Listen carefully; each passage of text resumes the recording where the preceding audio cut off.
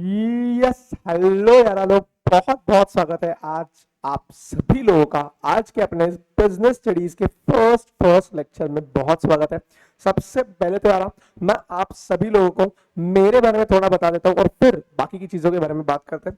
सबसे पहले यार नाउ यहाँ पे इस चैनल के ऊपर अपन 11th सीबीएसई के रिलेटेड बातें करने वाले हैं। इस चैनल के ऊपर मैं आपके साथ 11 सीबीएसई कॉमर्स स्ट्रीम का जो बिजनेस स्टडीज सब्जेक्ट है उससे रिलेटेड बातें करने वाला हूं। आप सभी लोगों के लिए आपके एग्जाम्स काफी पास आ गए होंगे। आप सभी लोगों के लिए सुपर डिटेल्ड रिवीजन सीरीज में लॉन्च कर रहा हूं, जिसके अंदर पूरा का पूरा डिटेल में कवरेज होगा। आपको कोई भी टेंशन लेने की जरूरत नहीं। एज इफ आप पहली बार भी पढ़ रहे होंगे ना, तो भी आपको बहुत बढ़िया तरीके से आइडिया आ जाएगा। बहुत मजा आएगा आपको पढ़ने में, कोई प्रॉब्लम आपको नहीं आएगा।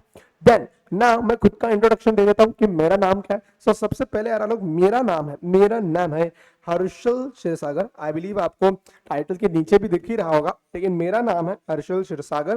देन बेटा, मैं एक क्वालिफाइड कंपनी सेक्रेटरी हूं। I am a qualified company secretary CS हूं मैं ऑलरेडी। एंड मेरी एक छोटी सी अचीवमेंट है। छोटी सी अचीवमेंट ऐसी है यार कि I am all India rank 2। पूरे भारत देश में मैं मेरा दूसरा नंबर आया था at your CS final level. जो सीएस की जर्नी के आखिरी की एग्जाम होती है ऑल ओवर इंडिया, उस पे मेरा ऑल इंडिया रैंक 2 आया था ना। इस चैनल पे हम जब 11 सीबीएसई कॉमर्स के बच्चों को पढ़ाने वाले हैं, चाहे मैं और दूसरी कोई भी फैकल्टी आई, हम सबका एक ही एम है कि आपको बस 11th कॉमर्स तक लिमिटेड नॉलेज नहीं देना है। We want to go beyond that. We want to give something new in detail, जो आपके आगे आने वाली जर्नी में आपको हेल्प करे। फिर आप कोई भी प्रोफेशनल कोर्स परस्यू करो, चाहे सीए हो, सीएस हो, सीएमए हो, any course you want to pursue, यहाँ का नॉलेज आपको वहां पे रेप्लिकेट करने में आए, यूज करने में आए। हम इतना डिटेल में पढ़ाना चाहते हैं।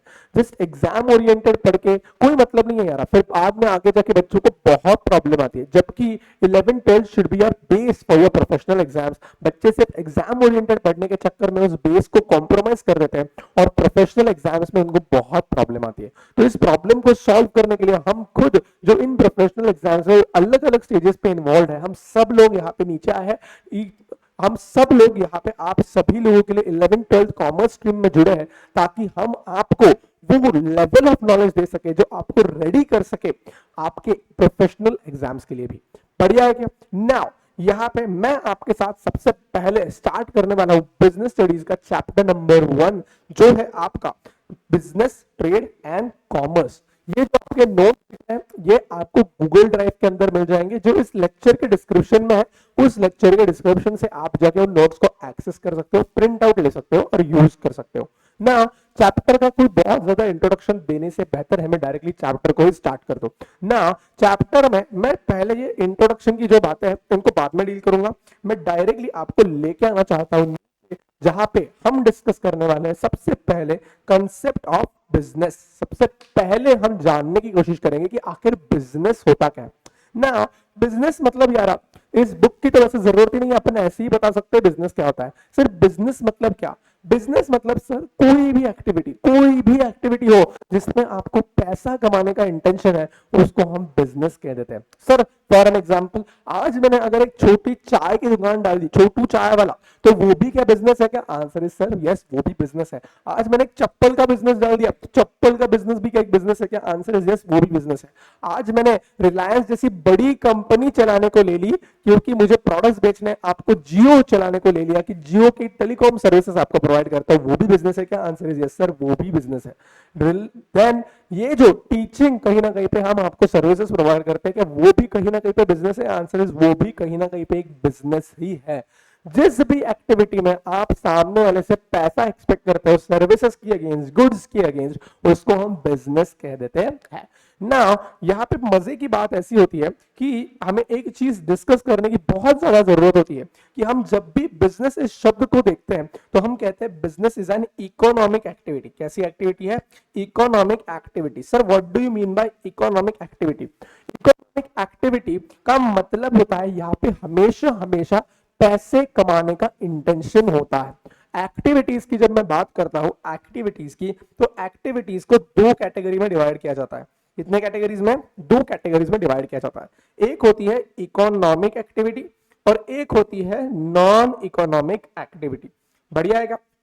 सर इकोनॉमिक और नॉन इकोनॉमिक में अंदर क्या है? बहुत सिंपल। बहुत बहुत सिंपल, जहां पे भी मेरा पैसे कमाने का इंटेंशन है, जहां पे भी क्या है मेरा पैसे कमाने का इंटेंशन है, वो एक्टिविटीज क्या होती है, इकोनॉमिक एक्टिविटीज होती है। वहीं पे जहां पे मेरा कोई भी पैसे कमाने का इंटेंशन नहीं है, उस एक्टिविटी को कह देते हैं नॉन इकोनॉमिक एक्टिविटी। सर मतलब एग्जांपल देके समझाइए। बहुत प्यारा एग्जांपल देता हूं, देखो आज तुम अपने गर्लफ्रेंड, तुम्हारी मान लो तुम्हारी गर्लफ्रेंड, हाँ अरे मान ही सकते हो बेटा, सच्चाई में तो है नहीं तो मान ही लो, क्या फर्क पड़ रहा है बेटा, मान के ही खुश हो जाओ कि यस फाइनली फाइनली कोई तो मिल गया, गर्लफ्रेंड है बॉयफ्रेंड है। अभी देखो तुम उस गर्लफ्रेंड को छोड़ने के लिए किधर किधर तुम्हें उसको ड्रॉप करना था, पिकअप करने के लिए गए, ड्रॉप करने के लिए गए, मुझे बताओ गर्लफ्रेंड से कुछ पैसा एक्सपेक्ट कर रहे हो क्या उसके बदले, कि मैं तुझे ड्रॉप करना है तो मुझे कुछ पैसा दे दे, नहीं ना। तो ये एक नॉन एकेडमिक एक्टिविटी है, तुमने कुछ काम तो किया लेकिन पैसे की एक्सपेक्टेशन नहीं थी। वैसे ही मम्मा ने तुम्हारे लिए आज घर पे बेलन से रोटी बनाई, बाद में उसी बेलन से मार भी खाना है तुमको, वो छोड़ दो, लेकिन वही बेलन से तुम्हारे लिए रोटी बन रही है, ठीक है ना, उसको तुम्हारे पे पहले मारा तो एक दो चार बाल भी आ गए थे उसमें, रोटी बना, कोई बात नहीं बेटा, चलता है बेटा, घर की बात है, घर के बाहर नहीं जानी चाहिए बेटा, तो रोटी बनाई।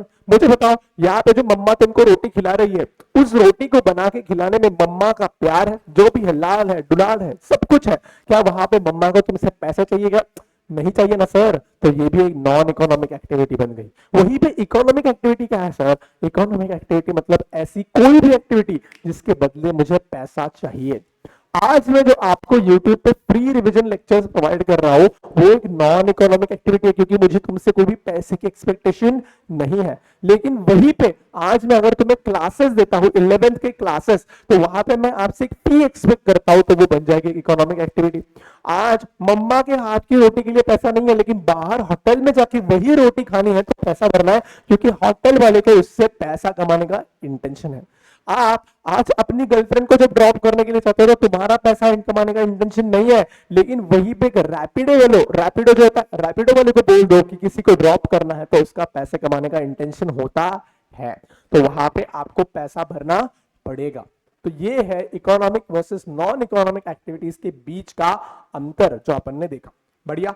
सबसे पहले देखो, सबसे पहले अपन एक्टिविटीज को ही देखते हैं, economic activities versus non economic activities. ऐसी एक्टिविटीज जो हम अर्न करते हैं, अर्न लाइवलीहुड यानी जीने के लिए, पैसा कमाने के लिए करते हैं, उनको कहा जाता है economic activities. Non economic activities कैसे होती है, प्यार, सिंपैथी, सेंटिमेंट, पेट्रियोटिज्म के अंदर की जाती है। जैसे मम्मा आपके लिए प्यार से करती है, आप गर्लफ्रेंड को छोड़ रहे हो प्यार से, सेंटिमेंट्स की वजह से कि मेरे गर्लफ्रेंड के प्रति बहुत प्यार है तो सेंटिमेंट्स के प्रति छोड़ रहे हो। पेट्रियोटिज्म की मतलब देशभक्ति के लिए आपने कुछ एक्टिविटी कर ली, देशभक्ति के लिए आपने झंडे बना दिए, देश के, इंडिया के झंडे बना के लोगों को बांट दिए, ये क्यों है, देशभक्ति की वजह से। आप यहाँ पे पैसा कमाने का इंटेंशन नहीं रखते हो। एग्जाम्पल दिए, आज अगर एक वर्कर फैक्ट्री में काम कर रहा है तो उसको क्या चाहिए, पैसा चाहिए, वेजेस चाहिए। आज एक डॉक्टर क्लिनिक खोल के बैठा है तो उसको फीस चाहिए। एक मैनेजर अगर एक ऑफिस में काम कर रहा है तो वो सैलरी एक्सपेक्ट कर रहा है। एक टीचर आज यहाँ पे सिखा रहा है तो यूजुअली इकोनॉमिक एक्टिविटी है, लेकिन अगर मैं फ्री में पढ़ाता हूँ वो एक नॉन इकोनॉमिक एक्टिविटी बन जाती है। जैसे housewife cooking for her family, मम्मा आपके लिए खाना बना रही है। Boy helping old man cross the road, आप एक बूढ़े इंसान को रोड क्रॉस करने में मदद कर रहे हो, पैसे कमाने का इंटेंशन नहीं है। Volunteering at a community centre, आप वॉलंटियर की तरह कहीं पे एक्टिविटी करने के लिए जाते हो, क्लीनिनेस ड्राइव्स पे जाते हो या फिर किसी की मदद करने के लिए जाते हो, वहां पे भी पैसे कमाने का इंटेंशन नहीं है। केयरिंग फॉर एल्डरली रिलेटिव्स, आप आपके बूढ़े माँ बाप या रिश्तेदारों का ख्याल रख रहे हो, वहां पे कोई पैसा लेने की इंटेंशन नहीं है। इकोनॉमिक एक्टिविटीज पैसा कमाने के लिए और खुद को सस्टेन करने के लिए की जाती है। सस्टेन मतलब सर्वाइव करने के लिए आप इन एक्टिविटीज को करते हो। अगर आप ये एक्टिविटीज नहीं करोगे तो पिस्सो नहीं आएगा, पैसा नहीं बेटा, पिस्सो, पिस्सो नहीं आएगा तो पिस्सो नहीं आएगा तो जियोगे कैसे, इतनी जालिम दुनिया है बेटा, इतनी जालिम दुनिया है। इस दुनिया में पैसा नहीं है तो इज्जत भी नहीं है बेटा, तो पैसा नहीं है तो जियोगे कैसे बेटा, तो पिस्सो चाहिए बेटा सबको। इसीलिए पिस्सो कमाने वाली एक्टिविटीज काफी काफी इंपॉर्टेंट होती है। वहीं पे नॉन इकोनॉमिक एक्टिविटीज जो है वो without expectation of monetary reward की जाती है, यानी यहाँ पे आपको कोई भी पैसे की इच्छा प्रतीत नहीं होती है, आप उनको बिना पैसे की इच्छा के कंप्लीट करते हो। बहुत बढ़िया। ना सबसे पहले फिर बिजनेस की डेफिनेशन देखते हैं। Business is derived from the word, क्या है, वर्ड बिजी। बिजी मतलब बिजी रहने से बिजनेस को डिटरमाइन किया जाता था, डिराइव हुआ था, बिजनेस वहां से निकल के आया है। बिजनेस मींस बीइंग बिजी मतलब कुछ करना, कुछ काम में मग्न होना, इसको हम बिजनेस कहते हैं। बिजनेस में भी defined as an economic activity. ये हमेशा कैसी एक्टिविटी होगी? एक इकोनॉमिक एक्टिविटी होगी जिसके अंदर प्रोडक्शन या फिर सेल ऑफ गुड्स और सर्विसेज इन्वॉल्व होगा। यहाँ पे आप शायद किसी गुड्स को बनाओगे, शायद किसी गुड्स को बेचोगे, कोई सर्विस दोगे, जैसे कैब की सर्विस दे रहा हूं, जैसे मैं आज आपको ये चूहा बेच रहा हूं, चूहा माउस ये आपको बेच रहा हूं, ये भी क्या है? सेल ऑफ गुड्स है। या फिर ये चूहा मैं मैन्युफैक्चर कर रहा हूं आगे बेचने के लिए, ये भी क्या है? ये भी बिजनेस है। अंडरटेकन, आप इस एक्टिविटी को कर रहे हो, क्यों? क्योंकि आपका मोटिव यानी आपकी इच्छा है कि आपको प्रॉफिट कमाना है by satisfying human needs in the society. आप इकोनॉमिक्स में ऑलरेडी पढ़ चुके होंगे कि देयर आर अनलिमिटेड वांट्स, लेकिन रिसोर्सेस कंप्लीट करने के लिए कम होते हैं। तो वही हम कोशिश कर रहे हैं कि दुनिया की जो ह्यूमन नीड्स है उनको पूरा करने की हम क्या कर रहे हैं? यहाँ पे कोशिश कर रहे होते हैं बिजनेस के अंदर। बहुत प्यारा है। देन यहाँ पे और छोटी छोटी बातें की, लेकिन मोर और लेस बिजनेस और इकोनॉमिक एक्टिविटीज के अंदर आपको यही जानने की जरूरत है। फिर बात करते हैं हम कैरेक्टरिस्टिक्स ऑफ बिजनेस, कि बिजनेस की क्या कैरेक्टरिस्टिक्स है, बिजनेस के क्या गुण है, इनकी बात करते हैं। सबसे पहला गुण देखो, एंड इकोनॉमिक एक्टिविटी। ये कैसी एक्टिविटी है? इकोनॉमिक एक्टिविटी है। इसके अंदर सर पैसा कमाने की इच्छा है। हाँ, मैं तुमको बताता हूँ, आज मैं गोवा घूमने गया। हाँ बताता हूँ। सर गोवा क्यों गए? वहां पे रशियन होते हैं बेटा। तुम गलत समझ रहे हो बेटा, तुम गलत समझ रहे हो बेटा। मैं रशियन के पास मसाज करने के लिए गया था बेटा। नहीं बेटा, रशियन के पास मसाज करने के लिए नहीं गया था बेटा, मैं कुछ और करने गया था बेटा। ठीक है, रशियन वहां पे आई थी बेटा। रशियन वहां पे क्या थी? नेकलेस बनाती थी, नेकलेस बना के बेचती थी, सी शेल्स वाला, तो वो खरीदने को गया था मैं बेटा। तुम क्या सोच, तुम गलत सोच रहे हो बेटा, जो भी सोच रहे हो गलत सोच रहे हो। तो मैं क्या गया उसके पास, ये नेकलेस खरीदने को गया। अभी वहां पे वो रशियन मुझे फ्री में देगी क्या? कैसे देगी सर? फ्री में तो कुछ नहीं मिलता सर इस दुनिया के अंदर। वो क्या चार्ज करेगी मुझसे? पिस्सो चार्ज करेगी। जहां पे उसने मेरे से पिस्सो चार्ज किया, उसको कहा जाता है इकोनॉमिक एक्टिविटी। बहुत बढ़िया। ये क्यों किए जाते हैं? पैसा कमाने के लिए किए जाते हैं। यहाँ पे कोई प्यार अफेक्शन नहीं है भाई, पिस्सो चाहिए। अभी रशियन मेरे से प्यार करके मुझे फ्री में तो देने वाली नहीं है, वैसे दे भी सकती है, मतलब क्या ही बुराई है मेरे। हाँ, एकदम स्वीट इनोसेंट स्वामी टाइप का इतना छोटा सा बच्चा तो दे ही भी सकती है। सही बात है कि नहीं? हाँ, तो इसीलिए वो मुझे ये भी दे सकती है। लेकिन यूजुअली इकोनॉमिक एक्टिविटीज जो होती है, इसके अंदर कोई प्यार कोई अफेक्शन नहीं होता, बस और बस पैसे का इंटेंशन दिखाई देता है। दूसरा कैरेक्टरिस्टिक है, एक तो प्रोडक्शन करते हो, जो प्रोक्योरमेंट करते हो गुड्स एंड सर्विसेज का। एक तो आप क्या करोगे? गुड्स को बनाओगे, गुड्स को बना के आगे बेचोगे, ये भी बिजनेस है। या फिर आप सर्विसेज लोगे या गुड्स को खरीदोगे, गुड्स को आगे बेचोगे, सर्विसेज को खरीद के आगे बेचोगे, इसको भी क्या कहा जाता है? बिजनेस कहा जाता है ना। पहले गुड्स आगे बेचने से पहले उनको प्रोड्यूस करना पड़ता है, प्रोक्योर करना पड़ता है। तो ये भी गुण है कि आज मुझे अगर एक चूहा बनाना है तो चूहे के जो कंपोनेंट्स है वो मुझे पहले किसी से खरीदने पड़ेंगे। इसका जो प्लास्टिक है, मेटल है, मैं किसी और से खरीदूंगा और उसको आगे क्या करूंगा? बेचूंगा। ये भी गुण है। यहाँ पे सर्विसेज दी जाती है या फिर गुड्स दिए जाएंगे। सही बात है सर। सर्विसेज के अंदर क्या हो सकता है? कुछ भी आ सकता है, ट्रांसपोर्टेशन, बैंकिंग, एयरलाइंस और रेलवे सर्विसेज, टीचिंग सर्विसेज, सारी चीजें आ सकती है। देन सेल और एक्सचेंज ऑफ गुड्स। यहां पे आप करते हो गुड्स के बदले पैसा मांगते हो, यहां पे आप सर्विसेज के बदले पैसा मांगते हो। इसको क्या कहा जाता है? सेल और exchange of goods and services. यहाँ पे कोई प्यार नहीं है, आपको कुछ ना कुछ बदले में चाहिए, फुकट में कुछ देने की इच्छा नहीं है। मैं तुझे गुड्स दूंगा तो तुझसे मुझे पैसा लेने की इच्छा है। आप बिजनेस इन्वॉल्व ट्रांसफर और exchange of goods and services for value. आपको क्या चाहिए? पिस्सो चाहिए। इसके अंदर ऐसे गुड्स नहीं आते हैं जो पर्सनल कंजम्पशन के लिए बनाए गए हैं। आज मान लीजिए मेरा खेत है, किसका खेत है सर? गांजा। ठीक है बेटा, तो मेरा छोटा सा प्यारा सा गांजे का खेत है। तो अभी ये पूरा का पूरा गांजे का खेत जो है, इसके अंदर मैंने बहुत सारा गांजा हुआ है, 10 किलो गांजा होगा। अभी 10 किलो में से 9 किलो गांजा मैंने बाहर सप्लाई किया, लेकिन 1 किलो खुद के लिए रखा। सर क्यों रखा?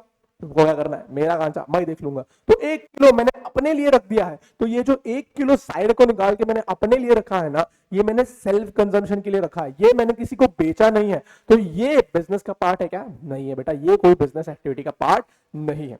देन आता है dealings on regular business. Business मतलब वो चीज होती है जो डेली बेसिस पे चल रही है, रेगुलर बेसिस पे, चाहे डेली ना हो, मंथली बेसिस पे हो, वीकली बेसिस पे हो, ईयरली बेसिस पे हो, लेकिन वो चल रही है रेगुलर बेसिस पे। जैसे एग्जाम्पल देखो, मैं तुमको मेरी ड्राइंग दिखाई देता हूँ आज, ठीक है, पहला ही दिन है, वैसे तो मैं ड्राइंग दिखाता नहीं पहले दिन पे, लेकिन कोई बात नहीं, डर के भाग नहीं जाना। ये है गाय। ये कौन है? गाय। ये गाय है बेटा, ये मेरी गाय, इसका रोज दूध निकलता है बेटा, क्या निकलता है, रोज दूध निकलता है, रोज बेचता हूं, तो ये बिजनेस है क्या? आंसर इज यस सर, ये बिजनेस है। वहीं पे देखो मेरे घर में ना बहुत बहुत पुराना एक टीवी पड़ा हुआ था, बहुत पुराना एक टीवी पड़ा हुआ था। मैं बोला इस टीवी को खराब हो गया, इसको क्या करता हूँ, बेच देता हूँ। तो मैं गया बाजार में और इस टीवी को क्या कर दिया, सेल कर दिया। क्या कर दिया, सेल कर दिया। क्या मैं यहाँ पे बिजनेस कर रहा हूँ क्या? Answer is no sir. क्या आप डेली बेसिस पे टीवी बेचते हो क्या? Answer is no. तो ये कोई बिजनेस एक्टिविटी नहीं है। बिजनेस तो वो होता है जो रेगुलर बेसिस पे किया जाता है। आप बीच में साल में एक बार सारा का सारा रद्दी उठा के बेच देते हो, तुम रद्दी वाले का बिजनेस कर रहे हो क्या? नहीं कर रहे हो। वहीं पे एक टीवी का दुकान है जो डेली बेसिस पे टीवी को सेल करता है, क्या वो बिजनेस कर रहा है क्या? आंसर इज यस सर, वो बिजनेस कर रहा है। जैसे गाय एवरीडे दूध देती है, एवरीडे बेचता हूं, तो ये मेरा बिजनेस बन जाएगा। देखो डीलिंग्स कैसी होती है, रेगुलर बेसिस पे होती है, आपकी रेगुलर बेसिस पे डीलिंग होनी चाहिए।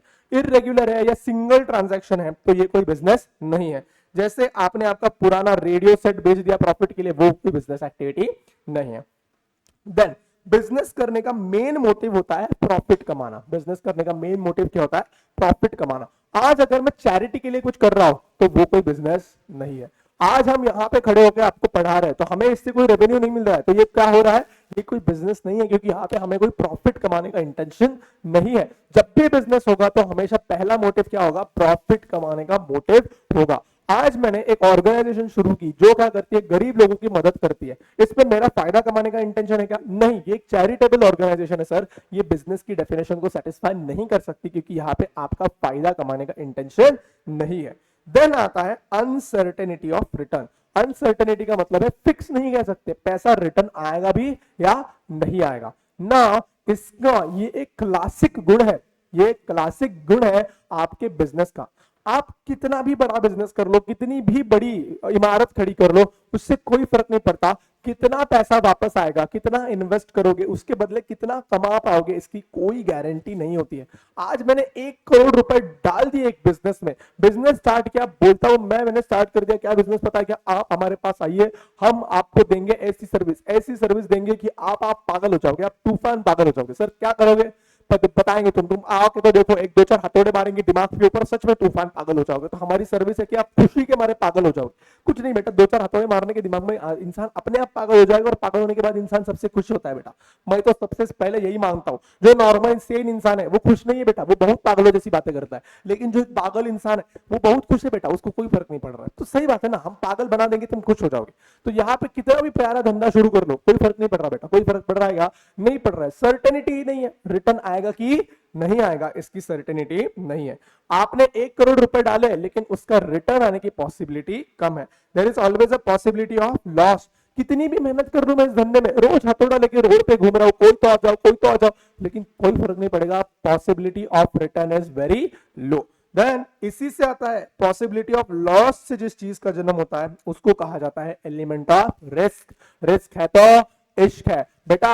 हर बिजनेस में अगर आपको कोई भी बिजनेस करना है तो ऐसे केस में रिस्क लिए बिना बिजनेस करना पॉसिबल ही नहीं होता। सर रिस्क क्या है? रिस्क मतलब कुछ नहीं, फ्यूचर में या प्रेजेंट में लॉस होने की जो संभावना है उसको रिस्क कहा जाता है। आपके सिलेबस में इसी चैप्टर में आगे रिस्क दिया गया है, उसको डिटेल में मैं तब डिस्कस करूंगा। अभी जस्ट ओवरव्यू कह रहा हूं क्या कि कोई भी आज या फ्यूचर में जो लॉस हो सकता है उसको कहते हैं रिस्क। जैसे आज मैंने बिजनेस शुरू किया है चूहा बेचने का, ये चूहा बेचने का बिजनेस है, मेरे हाथ से चूहा गिर गया, फूट गया, तो इस चूहे को मैं अभी बेच नहीं पाऊंगा, तो ये क्या हुआ है? मेरा लॉस हुआ है। दिस रिस्क, ये क्या है? रिस्क कि चूहा नीचे गिर सकता है, फूट सकता है और मेरा लॉस हो सकता है। इस पूरे की पूरे इवेंट को हम कहते हैं रिस्क। बिना रिस्क के बिजनेस करना पॉसिबल ही नहीं है। फ्यूचर में जाके शायद इन चूहों की डिमांड ही गिर जाए, तो ऐसे केस में भी मैं एक रिस्क फेस कर सकता हूं। आग लग गई मेरे बिजनेस को तो बिजनेस ठप हो सकता है, ये भी क्या है? एक रिस्क ही है। इसको अपन थोड़ा आगे और डिटेल में डिस्कस करेंगे, तो यहां के लिए छोड़ दो, आगे और डिटेल में अपने को डिस्कस करना है। फिर आगे बढ़ते हैं सर। फिर हमें एक बहुत ही इंपॉर्टेंट डिस्टिंग्विशमेंट बिटवीन देखना है 3 चीजों के बीच में। एक है बिजनेस, प्रोफेशन और तीसरा है employment. Sir what is the difference between all 3 ना? बहुत ही प्यारा है और बहुत ही लॉजिकल भी है, बहुत ही प्यारा है। सर देखो, सबसे पहले आपको बिजनेस और एम्प्लॉयमेंट पता है, ये आप लोगों को ऑलरेडी पता है, इसके अंदर आपको कोई भी प्रॉब्लम नहीं आएगा। आपके लिए जो शब्द नया है वो है प्रोफेशन। वो क्या है? Profession. Sir what do you mean by profession? Profession का मतलब होता है यारा, जब आप आपका खुद का ही बिजनेस स्टार्ट करते हो। क्या करते हो? आप खुद का एक बिजनेस स्टार्ट करते हो, लेकिन इस बिजनेस को स्टार्ट करने के लिए आपके पास सर्टेन लेवल ऑफ एजुकेशन होना कंपलसरी है। सर्टेन लेवल ऑफ एजुकेशन होना कंपलसरी है, उसको हम कहते हैं प्रोफेशन। यूजुअली अगर आप देखते हो तो कोई भी बिजनेस स्टार्ट करने के लिए एजुकेशन की जरूरत नहीं है। चाय वाले का बिजनेस स्टार्ट करने के लिए एजुकेशन की जरूरत नहीं है। आज मुझे चप्पल बेचने के लिए एजुकेशन की जरूरत नहीं है। आज मुझे पढ़ाने के लिए भी इनफैक्ट एजुकेशन की जरूरत नहीं है। मेरी डिग्री कोई नहीं देख रहा है पढ़ाते वक्त, तो मुझे यहां पे भी किसी डिग्री की जरूरत या पढ़ाने के लिए किसी चीज की जरूरत नहीं है। आज मैं पंखा बेचता हूं तो उसके लिए भी मुझे एजुकेशन की जरूरत नहीं है। लेकिन कुछ ऐसे बिजनेस होते हैं जो सिर्फ और सिर्फ वो व्यक्ति कर सकता है जिसके रिक्विजिट एजुकेशन है, उसको हम कहते हैं प्रोफेशन। सर फॉर एग्जाम्पल अगर मैं देता हूं आपको, तो इसका सबसे प्यारा एग्जाम्पल, मैं आपको बहुत सारे दे सकता हूं लेकिन मैं आपको पहला एग्जाम्पल दूंगा जो आपको डेली बेसिस पे पता है, वो है डॉक्टर। वो कौन है? डॉक्टर। आपको पता होगा कि डॉक्टर के क्लिनिक में जाते हो, वो आपको दवाइयां प्रिस्क्राइब करता है, आप उनको लेते हो और अगर आप बीमार हो तो आप अच्छे बढ़िया ठीक हो जाते हो। यहाँ पे जो डॉक्टर आपको सर्विसेज दे रहा है, डॉक्टर आपको जो सर्विसेज दे रहा है, वो सर्विसेज के लिए क्या वो एक बिजनेस चला रहा है क्या? Answer is yes sir. क्या उसको प्रॉफिट का मोटिव कमाने का? Answer is yes sir. लेकिन मुझे बताओ, क्या आज कोई भी व्यक्ति अपना खुद का क्लिनिक खोल के डॉक्टरी का बिजनेस कर सकता है क्या? Answer is no sir. अगर आपको डॉक्टरी का बिजनेस करना है तो आपके पास मेडिकल की डिग्री होना जरूरी है। जब तक आपके पास मेडिकल की डिग्री नहीं है तब तक आप डॉक्टर का बिजनेस स्टार्ट नहीं कर सकते हो। तो ऐसे बिजनेस जिनमें आपके पास किसी तरीके का एजुकेशन होना कंपलसरी है, उसको कहा जाता है प्रोफेशन या फिर प्रोफेशनल्स ना। इसके बहुत सारे एग्जांपल है। सिमिलरली आता है लॉयर। मुझे बताओ, आज कोई भी व्यक्ति लॉयर का बिजनेस खोल सकता है क्या? कोई भी व्यक्ति कोर्ट में जाके लॉयर बन सकता है क्या? नहीं। अगर आपको लॉयर बनना है तो आपके पास एलएलबी की डिग्री होनी चाहिए। You should be a member of bar council of India. Bar council of India किसको गवर्न करती है? लॉयर्स को गवर्न करती है। जो भी लॉयर की एग्जाम पास करता है वो उसका मेंबर बनता है और वही सिर्फ और सिर्फ इंडिया में लॉयर का बिजनेस कर सकता है। या फिर अभी से हम उसको बिजनेस नहीं कहेंगे, उसको कहेंगे हम प्रोफेशन। उसको क्या कहेंगे? प्रोफेशन। जहां पे भी एजुकेशन के बिना बिजनेस करना पॉसिबल नहीं है, ऐसी चीजों को हम कहते हैं प्रोफेशन। आज भी मैंने स्टार्टिंग ऑफ लेक्चर में आपसे कहा था कि हम यहाँ पे आपको प्रोफेशनल कोर्सेज के लिए ट्रेन कर रहे हैं। तो अगर आपको पता होगा तो सीए, सीएस, सीए में ये तीनों के तीनों प्रोफेशनल कोर्सेज है। आज इंडिया के अंदर कोई भी रैंडम व्यक्ति नहीं बोल सकता कि मुझे सीए का बिजनेस करना है, मुझे टैक्स फाइलिंग करनी है, मुझे ये करना है, वो करना है। कोई भी नहीं बोल सकता है। जिसके पास सीए की डिग्री होगी सिर्फ वही व्यक्ति एक प्रोफेशन का बिजनेस कर सकता है। किसका? चार्टर्ड अकाउंटेंसी का बिजनेस अगर आपको करना है तो आपके पास सीए की डिग्री होनी चाहिए। You should be a member of ICAI, institute of chartered accountants of India के आप मेंबर होने चाहिए। और वो मेंबर बनने के लिए आपको सीए की एग्जाम को क्या करना पड़ेगा? पास करना पड़ेगा। अगर आपने एग्जाम पास की तो आप एक मेंबर बनोगे, और अगर आपने एक मेंबर बन गए हो तो आप आपका खुद का एक प्रोफेशन स्टार्ट कर सकते हो, यानी एक बिजनेस स्टार्ट कर सकते हो। वैसे ही सिमिलरली सीएस है, सीएमए है, उनके भी अपने अपने रिस्पेक्टिव इंस्टीट्यूट्स है, उनके भी अपने अपने एग्जाम्स है। आपको वो एग्जाम्स पास करने पड़ेंगे तभी आप आपका एक बिजनेस स्टार्ट कर पाओगे। इसको कहते हैं प्रोफेशन। बढ़िया है क्या? बिजनेस और प्रोफेशन के बीच में अगर आपको अंतर समझ में आ गया है तो फिर तो आपको कोई भी टेंशन लेने की जरूरत नहीं है, क्योंकि बाकी डिफरेंशिएशन, एम्प्लॉयमेंट और बिजनेस के बीच में कोई डिफरेंशिएशन ऐसा होता ही नहीं है, वो तो अपने को बचपन से पता है। बढ़िया, आ जाओ। सबसे पहले देखो basics, mode of establishment. Business कौन शुरू करता है? एंटरप्रेन्योर का डिसीजन होता है और कुछ लीगल फॉर्मेलिटीज को पूरा करने के बाद आप अपना बिजनेस स्टार्ट कर सकते हो।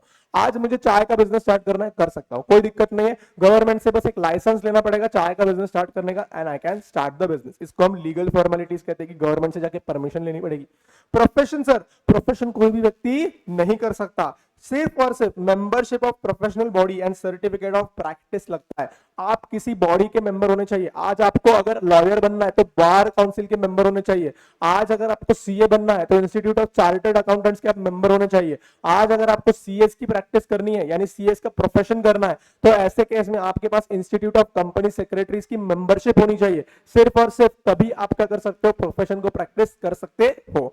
एम्प्लॉयमेंट, एम्प्लॉयमेंट के अंदर आपको क्या करना पड़ता है, बस कुछ नहीं सर, किसी कंपनी के पास जाओ, उनसे अपॉइंटमेंट लेटर ले लो और उन्होंने अगर तुमको अपॉइंट कर दिया तो वो बन जाती है एक सर्विस एग्रीमेंट। आपको कुछ खुद को एस्टैब्लिश करने की जरूरत नहीं, कुछ कोई धंधा डालने की जरूरत नहीं है। आज मैं किसी चाय वाले के पास जाके जॉब मांगता हूं, सर मुझे चाय बेचने के लिए काम दे दो ना, तो मैं क्या हूं, एक एम्प्लॉय बन जाऊंगा उस इंसान का। बढ़िया है। नेचर ऑफ वर्क जब हम बात करते हैं तो बिजनेस के अंदर आप गुड्स और सर्विसेज को देते हो। वहीं पे सर प्रोफेशनल्स क्या देते हैं, प्रोफेशनल्स पर्सनलाइज एक्सपर्ट सर्विस देते हैं। क्या डॉक्टर हर पेशेंट को एक ही दवा देता है क्या, सभी लोगों को सर्दी की दवा देता है क्या, नहीं। डॉक्टर हर किसी को पर्सनलाइज एंड एक्सपर्ट सर्विस देता है, जैसी तुम्हारी दिक्कत वैसी तुम्हारी दवा।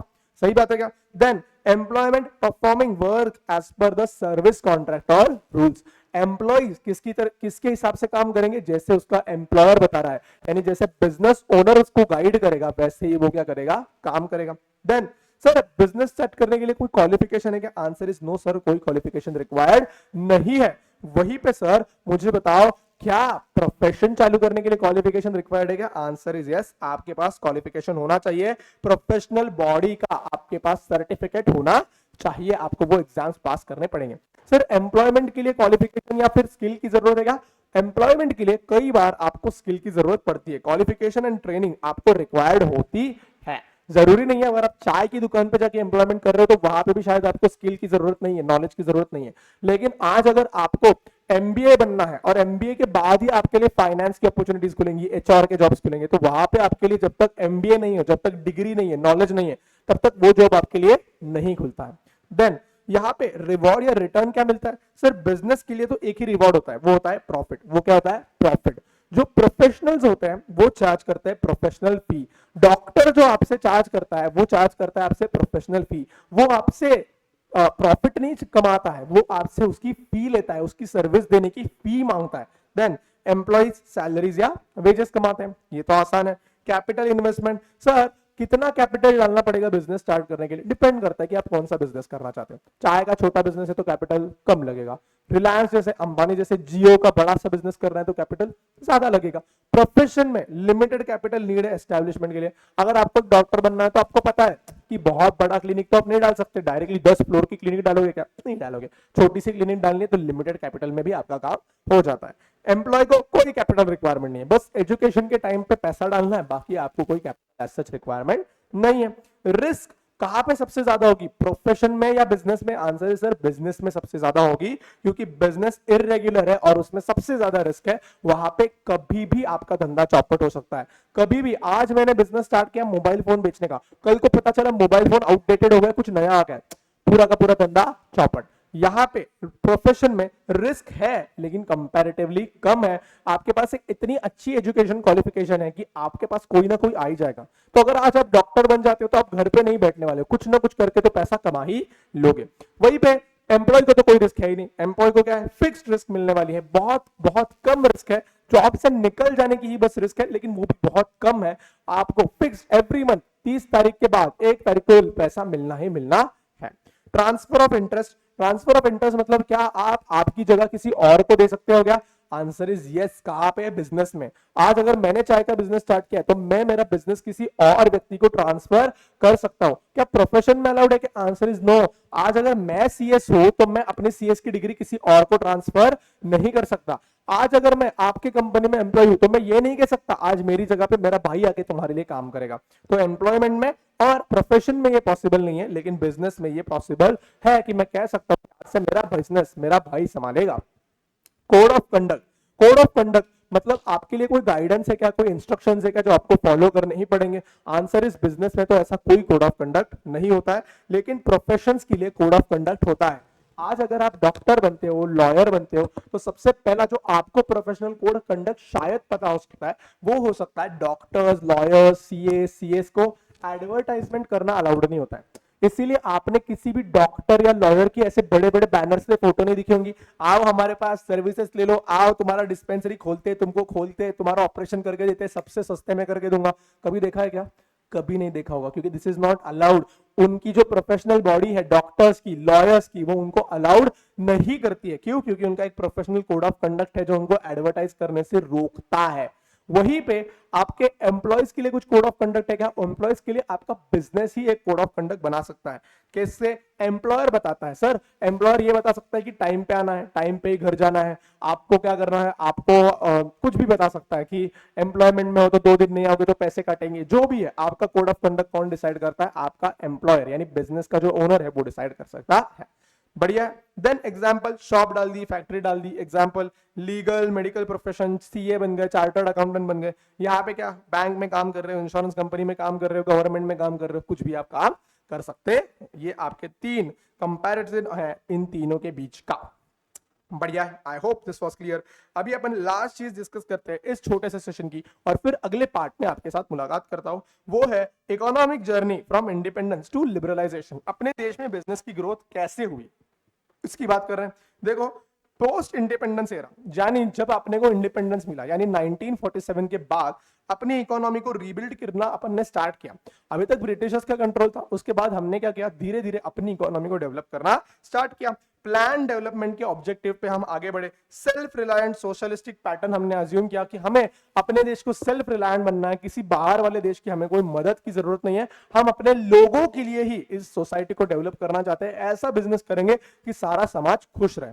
फिर सेकेंडली हमें थोड़े चैलेंजेस फेस करने पड़े। आपने बहुत बार पढ़ा होगा कि 1991 में लिबरलाइजेशन, ग्लोबलाइजेशन और प्राइवेटाइजेशन आया था। जो डॉक्टर मनमोहन सिंह, उस टाइम के जो फाइनेंस मिनिस्टर थे, नरसिम्हा के प्राइम मिनिस्टरशिप के अंडर, उन्होंने ये स्कीम को लाया था, उन्होंने इसको प्रमोट किया था। हुआ ही था कि अपन ने, जब अपने को इंडिपेंडेंस मिला ना 1947 में, तो अपन ने डिसाइड किया कि अपन बाहर वाले देशों से ज्यादा कांटेक्ट नहीं रखेंगे, बाहर वाले देशों को इंडिया में बिजनेस करने नहीं देंगे, अपन बाहर नहीं जाएंगे, अपन अपने अंदर ही खुश हैं। लेकिन इससे धीरे धीरे प्रॉब्लम आने लगे। अपने पास सारी चीजें नहीं थी, जैसे पेट्रोल नहीं बनता इंडिया के अंदर, अपने को खाने की शॉर्टेज होने लगी, बहुत सारे प्रॉब्लम्स आने लगे, क्योंकि क्या, अपन ने बाहर वाली दुनिया से कांटेक्ट ही तोड़ दिया था। तो उससे हुआ यूं कि धीरे धीरे बहुत प्रॉब्लम, इकोनॉमिक चैलेंजेस आने लगे। जैसे कैपिटल फॉर्मेशन में दिक्कत आई, लाइक पैसा ही नहीं था देश के अंदर, आपके पास पैसा ही नहीं था बचा। तो इसकी वजह से होने क्या लगा, पैसा ही नहीं है तो करे क्या, बिजनेस ही स्टार्ट नहीं कर पा रहे थे। पॉपुलेशन बहुत बढ़ गई उस टाइम पे, लोगों के पास कुछ काम नहीं था, कुछ नहीं था, बस बच्चे पैदा कर रहे थे।